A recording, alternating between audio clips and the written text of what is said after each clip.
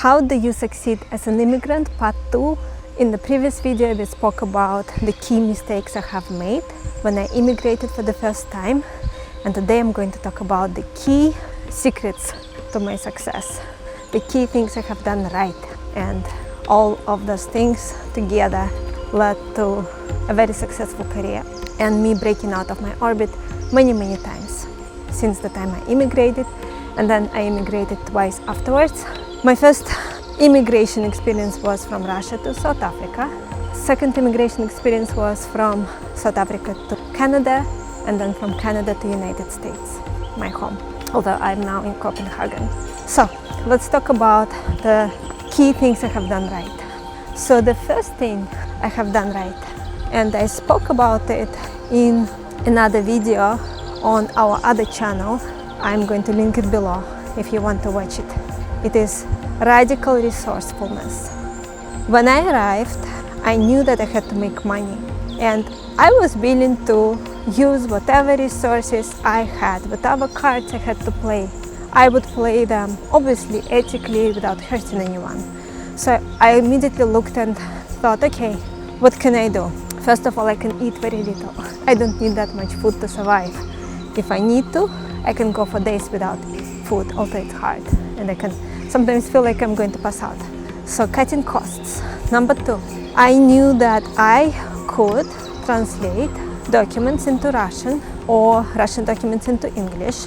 It would be a little hard because I didn't even have a dictionary, and at the time I did not have internet, and later on I got internet, but I could only use it during night time, because at night time I think it was around maybe $1 for the entire night, and during the day it was very expensive. So I would do all the work at night. Actually, when everyone is sleeping, I would keep myself up and I would not allow myself to fall asleep so I can get work done. I also knew that I could teach piano, I could teach singing, and I could play, I could sing. But singing was dangerous because we're talking about South Africa, a very high crime rate. People get killed all the time, so you have to be careful. So I decided I will focus on teaching piano, teaching singing. Still dangerous, have to bring strange people into the place where I live, but you have to do what you have to do. And sometimes I also went to people's houses, which is also scary in a new country, in a dangerous country. It's a country where you literally can get killed when you are driving your car out of your house, or there's a gun to your head, get out of the car, they may or may not live your life. So it's dangerous. You cannot stop on red robots when you drive, especially at night specifically. During the day, when there are a lot of cars, it's okay. But at night, you're pretty much taking your life into your own hands just by driving at night. If you stop at a red robot, God help you. I had so many scary, very close situations. So what I started doing is I started putting my ads in a newspaper. I would put my ads even in a bookstore. I would leave my ad there. Basically everywhere I could, I would put an ad, and I started getting clients. The biggest thing that helped me to get clients was that that was incredible. Once I got internet, I somehow figured out, and that was early 2000s. I somehow figured out how to code a website, and I coded a website, and people started finding me online and booking lessons. And eventually I had so many students that theoretically I could just teach full time, and I would be able to eventually buy a house and have my own car and have everything I need to build my life. But I knew that I wanted to go into corporate world. I wanted to be a business person. I could feel that was the right path. So while teaching Russian, teaching piano, and teaching singing and translating documents, I just wanted to show you how beautiful it is. I hope you're enjoying the walk with me, because it's truly the most beautiful walking place I found from the time of Los Angeles fires in January of last year. And since that time I was kind of displaced, and this is the first time when I found something so nice where I can walk to my heart's delight, and I'm so glad to share it with you. Look how beautiful it is. So radical resourcefulness was the key number one. The key number two was the fact that I was willing to do whatever was required, obviously ethically, without doing anything ridiculous and weird. But I would do whatever is required. If I had to carry heavy boxes on the streets of South Africa, Johannesburg, the most dangerous city in the world, or one of the most dangerous cities in the world, I did it. I also listed it as one of the mistakes because I didn't realize that I actually could do more if I was seeing myself differently. I started believing people. I started believing them that this is what I deserved, carrying very heavy boxes with my shoes that had holes on the bottoms. Of course, I allowed a very bad situation to persist.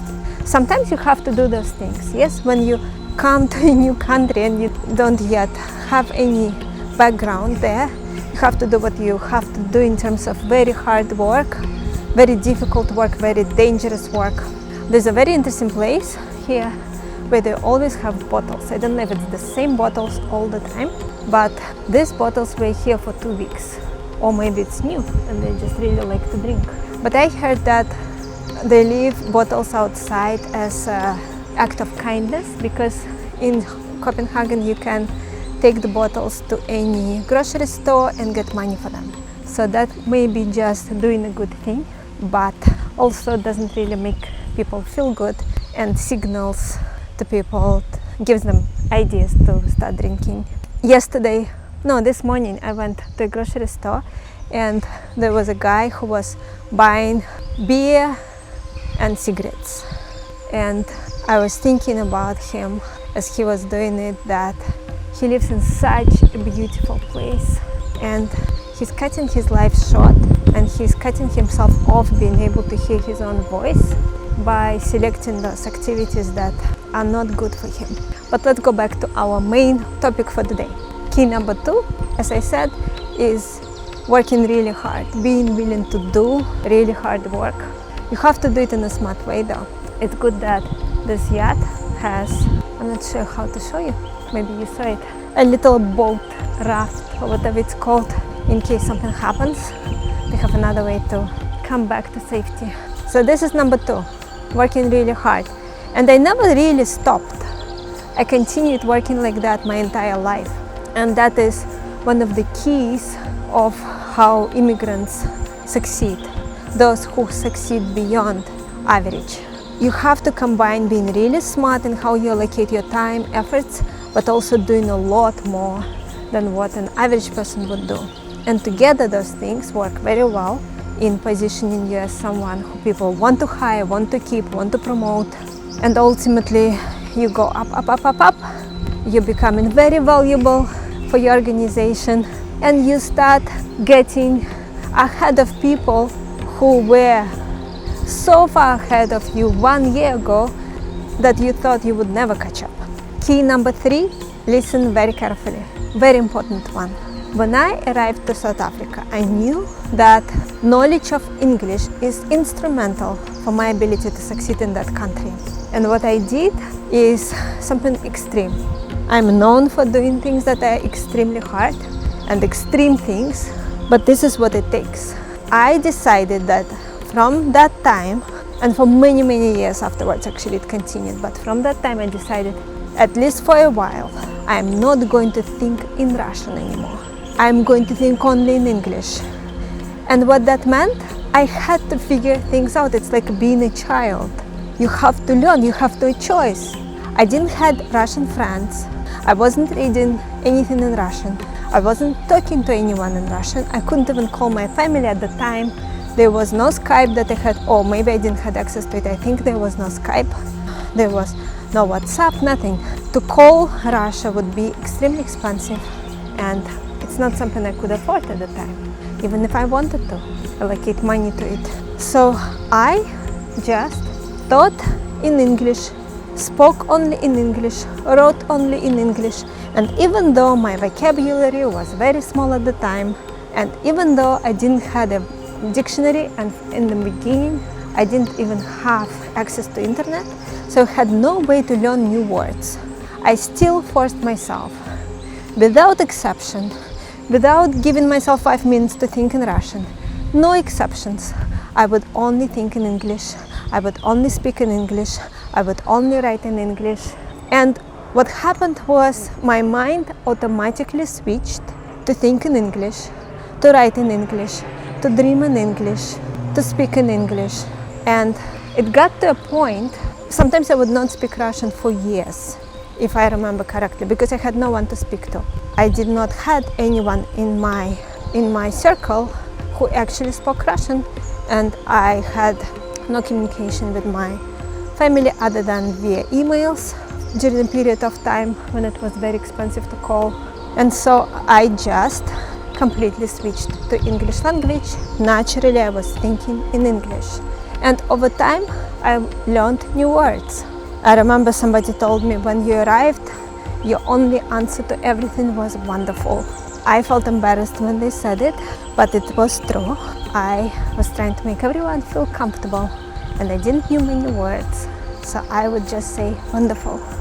So if you're still struggling with a new language, put yourself in a situation where you have no choice but to think in the language of the new country. Let's say it's English. Speak in English, write in English. If you are not dreaming in English, you are not doing it enough.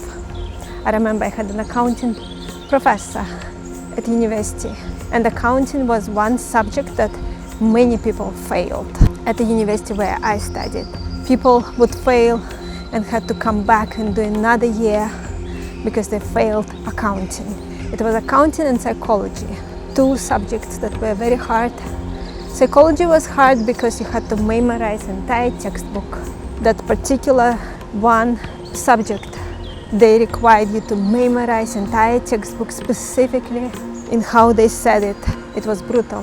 And accounting was hard because there were a lot of rules and it required a lot of practice to really figure out the cash flow statement and income statement and balance sheet and be able to handle all of them and other things, of course, related to accounting, all the rules and so on.